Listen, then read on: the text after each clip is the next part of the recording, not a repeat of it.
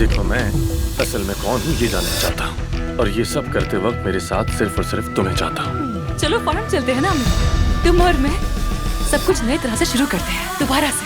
मैं तुम्हारे साथ दुनिया के किसी कोने में भी जा सकता हूँ। अगर तुमने ये नोट पढ़ लिया है तो समझो आज तुमने अपनी आंखें एक नई शुरुआत के लिए खोल दी है। मैं साइकिल पे कुछ सामान लेने जा रहा हूँ, जल्द वापस लौटूंगा। Good morning. Good morning. Phyllis, हमारा इश्क अधूरा नहीं रहेगा।